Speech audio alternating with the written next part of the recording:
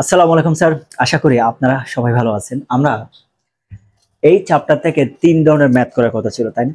৩ ধরনের মধ্যে একটা হচ্ছে কিরকম, কোন একটা ইম্পোর্টার অথবা কোন একটা প্রোডিউসার যদি কোন একটা প্রোডাক্ট প্রোডিউস করে অথবা যদি ইম্পোর্ট করে থাকে, এই ক্ষেত্রে আমরা ভ্যাটটা কেমনে ক্যালকুলেট করব, এটা এক ধরনের ম্যাথ। আরেকটা ছিল কি, কস্ট শিট অনুসারে টোটাল প্রোডাকশন কস্টটা ডিটারমাইন করার পর কেমনে কি করবে, ব্যাট যেটা আছে ব্যাটটা কেমনে ডিটারমাইন করে, এটা একটা ছিল। আরেকটা ছিল কি জার্নাল ব্যাট রিলেটেড। তাহলে ৩ ধরনের কি আমরা ম্যাথ করবো, তাই না স্যার? এখন আপনি যদি ৩ ধরনের ম্যাথের মধ্যে যদি আপনি রিপিটেড হিসাব করেন, মানে এক বছর এটা থাকলে পরের বছর, তাহলে হবে কোনটা, কস্ট শিট যেটা থাকে এটা যদি এবছর আসে পরের বছর কি আসবে, ব্যাট রিলেটেড জার্নাল আসবে। যদি ব্যাট রিলেটেড জার্নাল থাকে পরের বছর কি কস্ট শিট, আপনি পুরোটা সার্কেলটা দেখবেন। এখন আপনি কি তাহলে টাকা বাদ দিতে পারবেন না স্যার? আপনি এটাও বাদ দিতে পারবেন না। এটা রিপিটেডে কিন্তু কম নয়, ওটা রেগুলার ইন্টারভাল হলে মাঝখানে আপনার কোনটা দিবে, যেমন এটা 11 সাল আছে, 18 সালও আছে, বাট একটা রিপিটেড আছে স্যার। এই জন্য সবচেয়ে ইজিয়েস্ট, আমি যেহেতু আপনাকে ফরম্যাট দিয়ে করাচ্ছি, 3টা ফরম্যাট যদি আপনি মাথায় রাখেন, আপনি নিশ্চিতভাবে যে কোনো একটা ম্যাথ কি করতে পারবেন, এমনি করতে পারবেন, তাই না? আসেন তাহলে এখন আমরা যে ম্যাথটা করতে যাচ্ছি, এটা আপনাদের বিবিএ 2011 সালে একটা ম্যাথ। কি কি আছে একটু দেখি। Dhaka trading company has imported 1000 units of mobile sets from China at the rate CNF value, মানে কস্ট অ্যান্ড পেইড কস্ট যেটা আছে এটা 1500 পার সেট, মানে প্রতি সেট প্রতি কত করে, 1500 হলে তাহলে আপনি কত ইউনিট কিনছেন, 1500 unit. Fine. The company has paid insurance cost কত, 10% সিএনএফ ভ্যালুর উপরে, মানে অর্থাৎ আমার সিএনএফ ভ্যালু মানে কত, 1000 এবং 1500 মধ্যে ক্যালকুলেশন করার পর যে ভ্যালুটা আসবে তার উপর কত পার্সেন্ট হবে স্যার, 10% হবে।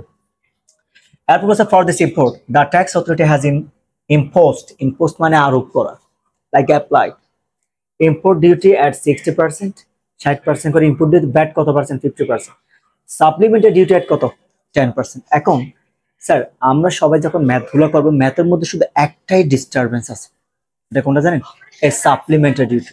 আপনার যদি ক্যালকুলেশন প্রসেসের মধ্যে যদি কোন একটা যদি 19-20 হয়ে যায়, তাহলে মনে করবেন ম্যাথ উপরে চলে গেছে, আপনার নাম্বারও কোথায় উপরে চলে গেছে। কারণ এখানে যদি আপনি কোন একটা মানে ইউনিক পেয়ে থাকেন বা যেটা ভুল করার সম্ভাবনা, সাপ্লিমেন্টারি ডিউটি। আমি যেহেতু স্যার আপনাকে ফরম্যাটটাকে দেখাবো, ওই নিয়মের টেকনিকটা ওখানে গিয়ে দেখিয়ে দেবো ইনশাল্লাহ। আপনি এখানে আপনি কোনো উল্টা পাল্টা বা করতে পারবেন, শুধু একটা জায়গায় ভুল হওয়ার সম্ভাবনা থাকে, বাকিগুলো as usual. Advance income tax, আর কি আছে আপনার ইনফ্রাস্ট্রাকচার ডেভেলপমেন্ট চার্জ কত, 2.5%। যদি এটা হয় তাহলে আমরা একটু আগে ফরম্যাটের দিকে যাই, কেমন? তাহলে আমরা ফরম্যাট থেকে বুঝতে পারবো তখন, যেহেতু আমি আগে ম্যাথটা আপনাকে কি থেকে করেছি, ফরম্যাট থেকে করেছি, তাই না স্যার? ইনশাআল্লাহ একটু আপনাকে করতে করাবো স্যার, ফরম্যাট থেকে করাবো। তাহলে চলে সব আগে একটু আমরা ফরম্যাটটা একটু দেখে নিয়ে আসি।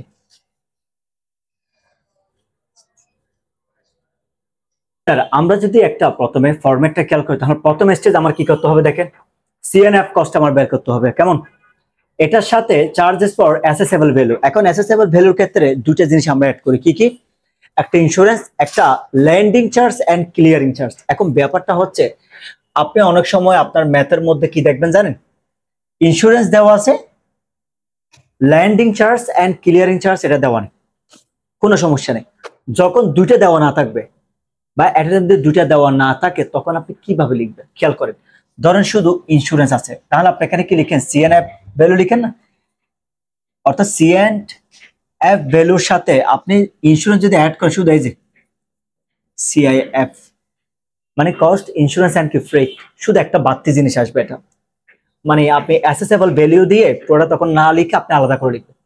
এখন ধরেন ইন্স্যুরেন্সের সাথে সাথে landing charge and clearing charge আপনি দুইটা অ্যাড করছেন, তখন আপনি কোনটা দিয়ে দিবেন, অ্যাসেসেবল ভ্যালু দিতে পারেন, আপনার ইচ্ছে এটা। তবে সবথেকে বেস্ট আপনি এটাকে আলাদাভাবে দেখালো প্রেজেন্টেশনটা সুন্দর হয়, ম্যাথটাও একুরেট বা প্রসিডিউরটা একদম ঠিকঠাক থাকবে, তাহলে ফাইন। প্রথমে আমরা কি করব, সিএনএন অ্যাপ ভ্যালু যেটা সেটা করব, এটার সাথে assessable value insurance and landing charge দুটো করব, তাই না? আসে তারপর প্রথমে কি সিএনএফ ভ্যালু, এখানে আসে আমার ম্যাথের মধ্যে, আমি যদি সিএন যদি অ্যাপ ভ্যালুর কথা বলি, আপনি এখানে খেয়াল করেন কত ইউনিট, 1000 ইউনিট, 1000 ইউনিট কত টাকা করে, 1500 করে। তাহলে প্রথমে সিএনএফ ভ্যালু, আমি যদি সি এন্ড অ্যাপ ভ্যালুর কথা বলি, তাহলে খেয়াল করেন স্যার আপনি 1000 ইন্টু কত, 1500, তাহলে কয়টা শূন্য আছে, 5টা, কত হয়ে গেছে আমার, 15 লক্ষ টাকা, এটা পেয়ে গেছে। এর সাথে আমরা কি ইউজ করি, চার্জেস ফর অ্যাসেসেবল ভ্যালু। অ্যাসেসেবল ভ্যালুর ক্ষেত্রে আমরা ফরম্যাটে দেখে আসি দুইটা জিনিস অ্যাড করি, একটা ইন্স্যুরেন্স আছে, একটা ল্যান্ড অ্যান্ড ক্লিয়ারিং চার্জ, দুইটা। আমার ম্যাথের মধ্যে কয়টা আছে দেখেন, এখানে শুধু আপনার জন্য দেওয়া আছে sir insurance cost, landing and clearing charge. এই যে দ্বিতীয় নাম্বার যেটা আছে আপনি দেখেন, landing charge and clearing charge, এটা কি দেওয়া আছে? এটা দেওয়া নেই। যেহেতু দেওয়া নেই, শুধু একটাই আছে, তো আমি একটা লিখব। এবার খেয়াল করুন আপনি, স্যার এখানে পুরো ম্যাথটা হচ্ছে আসলে ফরম্যাটটা। আমি আপনাকে যদি ফরম্যাটটা যদি বলি, শুধু আপনি একটু মনে রাখতে পারেন, ইনশাআল্লাহ আপনাকে যে কোনো ম্যাথ দেওয়া হোক আপনি এমনি করতে পারবেন। আসেন তাহলে, এখন আপনি ইন্স্যুরেন্স কস্টটাকে কি করেন স্যার? অ্যাড করেন কত পার্সেন্ট? 10%। এই 10%টা কিসের উপর? সি অ্যান্ড এফ ভ্যালু, মানে কস্ট অ্যান্ড ফ্রেট যেটা আছে এটার উপর। তাহলে এবার আপনি খেয়াল করে দেখেন, 15 লক্ষের উপর 10% কত হয়েছে?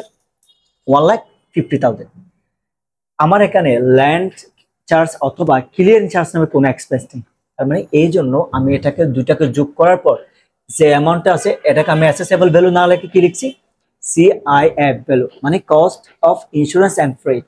এক কথা শেষ। মানে অর্থাৎ ইন্স্যুরেন্সের সাথে আমার আগে থেকে কি ছিল? সিএনএফ, মানে কি? Freight cost. এবার দেখেন, এখানে শুধুমাত্র ইন্স্যুরেন্স অ্যাড করার ফলে মাঝখানে কি নিয়ে আসছেন? আয়। এই জন্য সিআইএফ ইন্স্যুরেন্স কস্টটা দিয়ে দিয়েছে। যদি এখানে ল্যান্ড এন্ড ক্লিয়ারিং চার্জ দুটা থাকতো, তখন আপনি এখানে অ্যাসেসেবল ভ্যালু লিখতে পারতেন। আমার কথা ক্লিয়ার? এখন যেহেতু দুটা নেই, আমরা জানি অ্যাসেসেবল হতে গেলে দুটা জিনিস লাগবে, ইন্স্যুরেন্সে লাগবে, ল্যান্ড ক্লিয়ারিং চার্জ দুটাই লাগবে। যেহেতু একটাই আছে, যেটা আপনি একটা লিখছেন, দুটো থাকলে আপনি দুটো দিতে পারতেন। ক্লিয়ার হয়ে গেছে? এখন যদি আচ্ছা একটা জিনিস দেখাচ্ছি, আমি যখন আপনাদেরকে এই গত ম্যাথটা যখন করিয়েছিলাম, আমাদের গত ম্যাথটা 3 নাম্বার, প্রিভিয়াস ম্যাথের যদি আমি কথা বলি, ম্যাথ নাম্বার 3, আপনি এখানে খেয়াল করেন। এখানে দেখুন তো আপনি, দুইটা জিনিস ফরম্যাটের মধ্যে আমরা দিয়ে দিয়েছিলাম, তাই না? ফরম্যাটের মধ্যে এবার এখানে আসে, এখানে দুইটা দেওয়া ছিল, ল্যান্ডিং ইন্স্যুরেন্স এন্ড ল্যান্ডিং দুইটা যখন ছিল, আপনি গত ম্যাথে কি দেখছেন দেখেন তো, অ্যাসেসেবল ভ্যালুটাকে আপনি ডিরেক্টলি লিখে দিয়েছেন, কারণ দুইটা একসাথে আছে। এখন ধরেন এটা দেওয়া নেই, কোনটা দেওয়া নেই? ল্যান্ডিং যদি এটা দেওয়া না, তো ঠিক আপনি এখানে অ্যাসেসেবল ভ্যালু এটাকে না লিখে এখানে আপনি কি লিখতেন? CIF value. এভাবে লিখতেন। বুঝা গেছে পার্থক্যটা? মানে আমি চেয়েছি স্যার গত ম্যাচ থেকে এই ম্যাথের ডিফারেন্সটা কোন জায়গায়। এবং আপনি একটা জিনিস মাথায় রাখবেন, সবচেয়ে একটা মজার ব্যাপার হবে কি জানেন, এই ম্যাথের সাথে আমি পরের ম্যাথ যেটা নিব, তোমাদের এটা অনেকটা সিমিলারিটি আছে, হালকা ডিফারেন্স আছে, মানে দুটো একটু ডিফারেন্ট প্যাটার্নের, বাট ফরম্যাট অনুসারে আপনি যদি মিলাতে জানেন, দুটো একই রকম। এখনো হালকা ডিফারেন্স আছে, আমি আপনাকে দেখাবো। যেমন দেখেন, যদি এতটুকু এগুলো কমন আপনি আগে করছেন, সি আই এফ ভ্যালু পেয়ে গেছেন, এবার এরপরে খেয়াল করে আমরা ফরম্যাটটাকে করব।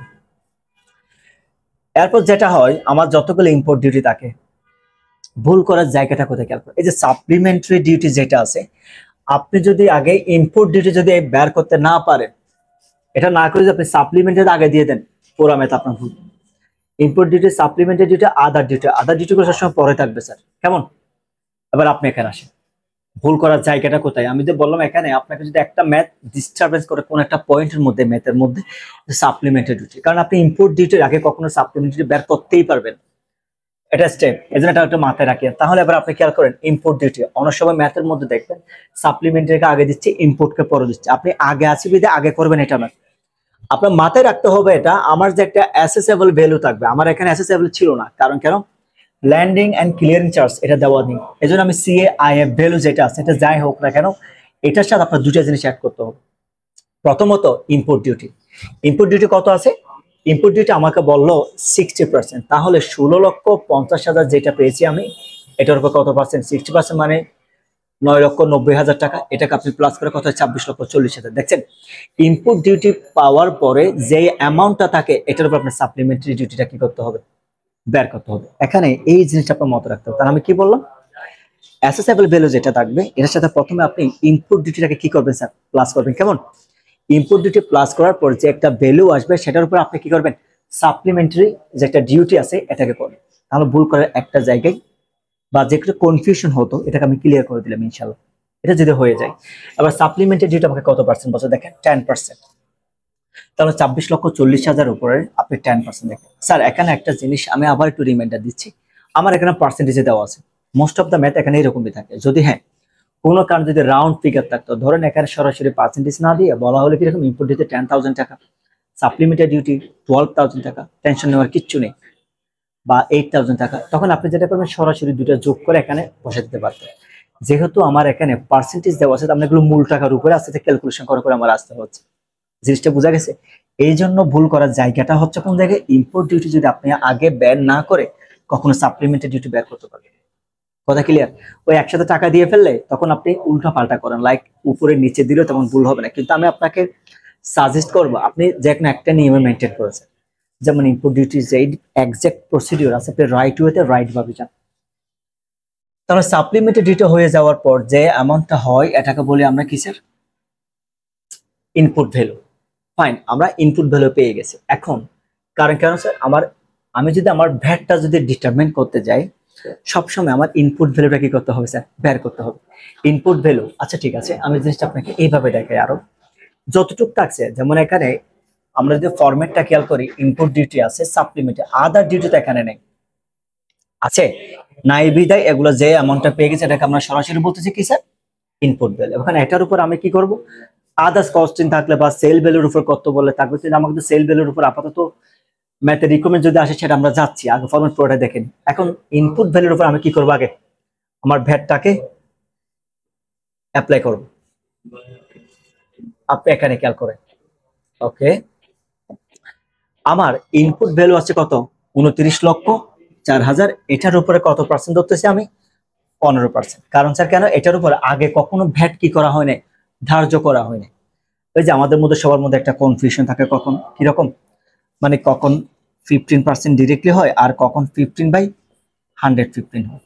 এটা আপনার সবচেয়ে বেশি লাগবে কখন জানেন, আমরা ভ্যাট রিলেটেড কিছু কি করবো স্যার, জার্নাল করবো না স্যার আমরা, তখন গিয়ে আপনার এই জিনিসটা দরকার। আপাতত মূলত আপনার এগুলো দরকার নেই। কারণটা কেন, আপনি যখন কোনো কিছু ইনপুট করেন তাহলে সবগুলা কস্টিং অ্যাড করার পরে ধ্যান না হয় আপনি কি করবেন, যেটা ইনপুট ভ্যাট আছে এটা দিবেন।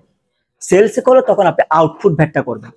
তাহলে এখানে আমার সবগুলো কৃত পণ্যের উপর যেহেতু নিচ্ছি আমি, যেহেতু আমি কস্টিং করে করে আসতেছি, দ্যাট মিনস আমার এখানে ভ্যাট ইনক্লুড হয়ই নেই, ইনক্লুডেড নেই।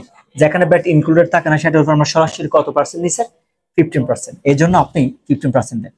এখন আপনি খেয়াল করেন আপনার কাছে এখানে কোন জিনিসটা নতুন দেখেন, অ্যাডভান্স ইনকাম ট্যাক্স আর একটা ইনফ্রাস্ট্রাকচার ডেভেলপমেন্ট উপর যে একটা ট্যাক্স আছে বা চার্জ আছে, এটা খেয়াল করেন। এখন এই দুটা জিনিসকে আপনি লাস্ট এসে কি করে দিবেন, অ্যাড করে দিবেন লাস্টে। কারণটা কেন স্যার, দেখেন অনেকে এই জায়গায় আরেকটা কাজ করে, আমি জিনিসটা কোন জায়গায় ভুলটা হতে পারে আমি আপনাকে দেখাই। ওরা মনে করে এই দুইটা, এই যে এখানে যে দুইটা মানে ট্যাক্স আছে, ওরা মনে করতেছে এগুলা এই যে আদার ডিউটির মধ্যে করে দেয়। তো যার কারণে ওরা এখানে এসে ভুল ভুল অ্যাড করে দেয়। আপনি তখনই ওই যে ওরা ভুল করে অ্যাড করে দেয়, ওরা ওখানেই ভুলটা করে ফেলে। কেমনে, আপনি যদি এখানে অ্যাড করে দেন তার মানে আপনার এখানে কস্টিংটা বেড়ে যাবে, ইনপুট ভ্যালুর কস্টিং আরো হাই হয়ে যাবে। এই জন্য স্যার আদার যেগুলো থাকে না স্যার, এগুলো সবসময় ইনপুট ভ্যালুতে আপনি সবসময় প্রোডাকশন বা ইনপুট যে একটা রিয়েল কস্টিং আছে, রিয়েল কস্টিং এর উপরে করবে। আদার্স গুলো পরের ব্যাপার। আপনি যখন বাহির থেকে যখন নিয়ে আসতেছেন স্যার, বাহির থেকে নিয়ে আসার পরে এই যে ট্যাক্সের আসা পর্যন্ত বা ইনপুট ডিউটি দেওয়ার আগ পর্যন্ত যতটুকু কস্টিং আছে আপনি ইন্টারনাল এগুলো না আনবে। এখন এখান থেকে দোকানে নিয়ে আসছেন জিনিসগুলো, দোকানে আনার পর দোকান ভাড়া অ্যাড করবেন, আদার্স আমার সিটি কর্পোরেশনকে ট্যাক্স দিতে হয় ভাই, আরো আদার্স অনেকগুলো কস্টিং থাকে। এগুলোর উপর যেটা আউটপুট ভ্যাট আছে ওটাই অ্যাক্টিভেট করবে, এটা এখানে অ্যাপ্লাই করা যাবে না। এই জন্য আপনি যেটা করবেন, অ্যাডভান্স ইনকাম ট্যাক্স যেটা আছে এটা সবসময় আপনি ধরবেন কিছুর উপরে, ওই যে রিয়েল একটা আমার ভ্যালু আছে কত দেখেন তো এখানে, সিআইএফ ভ্যালু, এটার উপর রাখেন আপনি, সিআইএফ ভ্যালুর উপর আপনি রাখবেন। এটাও ঠিক সেম, অ্যাডভান্স ইনকাম ট্যাক্স এবং ইনফ্রাস্ট্রাকচার ডেভেলপমেন্ট যে একটা আমার চার্জ থাকে, এটা সব সময় আর একটা মাথায় রাখতে হবে আপনার, ধরে আমরা কিসের উপরে স্যার, সিআইএফ ভ্যালুর উপর। অনেক সময় যদি সিআইএফ ভ্যালু না থাকে তাহলে অ্যাসেসেবল ভ্যালু থাকে, এই অ্যাসেসেবল ভ্যালুর উপর আপনার ধরতে হবে। আপনি যদি মূল টাকার উপর ধরেন হবে না। আমার কথা বোঝা গেছে? এই জন্য আপনি ভুলেও এগুলাকে এখানে আগে নিয়ে আসবেন না, অন্য আদার্স বাদ নিয়ে আসলে আপনি যদি এখানে প্লাস করে দেন এই ফিগারটা অনেক বড় হয়ে যাবে। আমার কথা ক্লিয়ার? তারপর দুই সময় সেটা আপনি বেসিক ক্লাস দেখে নিয়ে আসেন স্যার। ঠিক আছে, আমরা এই দুইটাকে এখানে দিয়ে দিলাম।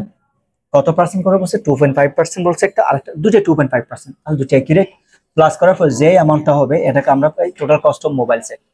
অথবা আমরা এটাকে অনেক জায়গায় ফরম্যাটের হচ্ছে, আমি আপনাকে একটা জিনিস দেখে এখানে কনফিউশনটা হবে স্যার, আপনি যখন ইনপুট ব্যাট যাওয়ার পর যখন তখন কস্ট অফ গুডস সোল্ড বলি না, মানে যেটাকে আমরা বলি বিক্রিত পণ্যের ব্যয়। এখানে আসলে কস্ট অফ গুডস সোল্ডটাকে না লিখে, যেহেতু আমাকে কোয়েশ্চেনের মধ্যে বলা হচ্ছে calculate the cost of one mobile set, আমি যেটা করলাম এটা টোটাল 1000টা মোবাইল সেটের প্রাইস আমি কি করে নিলাম, বের করে নিলাম, তাই না? এখন ঠিক আছে, এখন আপনি যদি একটা মোবাইল সেটের প্রাইস বের করতে চান তাহলে খুবই সিম্পল। আপনি টোটাল 1000টার প্রাইস যদি 34,32,100 টাকা হয়, তাহলে একটার মূল্য কি করতে হবে, বের করতে হবে। তাহলে আমরা যখন কোন একটা কিছুর একটা মূল্য যখন বের করি, এই জন্য আমরা কি করি, ডিভাইড করি বা ভাগ করি।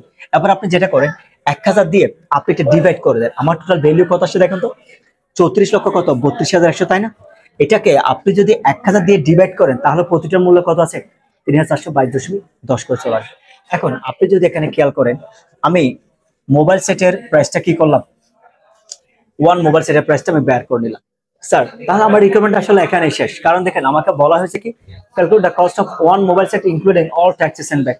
Sir all taxes and VAT আমি সবগুলাকে অ্যাড করার পর যে ভ্যালুটা আসছে, আমার একটা মোবাইল সেটের প্রাইস কত দেখুন তো স্যার, টোটাল আছে 1034,32,100। একটা দিয়ে ভাগ করলে আপনি প্রতিটা প্রাইস কি করছেন, পেয়ে গেছে। এটা হচ্ছে মূলত একটা ম্যাথ। এখন আমি আপনাকে পরের ম্যাথ যেটা আছে, আমি আপনাকে যদি এটা মিলিয়ে দেখাই, 4 and 5 দুটা অলমোস্ট সেম প্রসিডিউর, বাট একটু ডিফারেন্ট ভাবে আছে। ইনশাল্লাহ আমরা পরবর্তী ম্যাথটা কোথায় 5 নাম্বার থেকে শুরু করবো। সো স্যার সবাই ভালো থাকবে, সালাম।